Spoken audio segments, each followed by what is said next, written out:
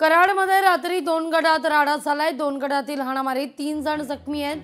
हाणामारीत परिसरातील गाड्यांचं अतोनात नुकसान आहे। या सगळ्याचा आढावा घेतला आपले प्रतिनिधी अभय कुमार देशमुख यांनी। राज्यात नगरपालिकांच्या निवडणुकीचा धुराळा उडाला असून आता राज्यामध्ये काही ठिकाणी वादावादीचं सुद्धा कारण होत आहे। कराडमधील अशोक चौकात, शिंदे गल्लीतील अशोक चौकामध्ये सुद्धा काल रात्रीच्या दरम्यान अशीच वादावादी झाली आणि 2 गटामध्ये तुंबळ हाणामारी झाली।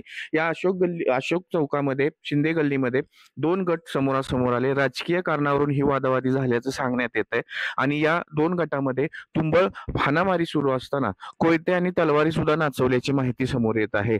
या 2 गटामध्ये राजकीय कारणावरून वादावादी झाल्याचं सध्या शहरामध्ये चर्चा आहे आणि याच गल्लीमध्ये दगडफेक आणि गाड्यांची तोडफोड सुद्धा करण्यात आलेली आहे। गाड्यांची तोडफोड करत असताना या 2 गटामध्ये वातावरण तंग असताना या अशोक चौकामध्ये, शिंदे गल्लीमध्ये भयान शांतता होती आणि नागरिकांमध्ये घबराटीचं वातावरण होतं। पोलिसांनी काही वेळानंतर येऊन या ठिकाणी सर्व माहिती घेतली आणि त्यानंतर हा सर्व जमाव पांगवण्याचा प्रयत्न केला। मात्र अद्यापपर्यंत पोलीस ठाण्यामध्ये कोणत्याही प्रकारची तक्रार नोंदवली नसल्याची प्राथमिक माहिती या ठिकाणी मिळत आहे।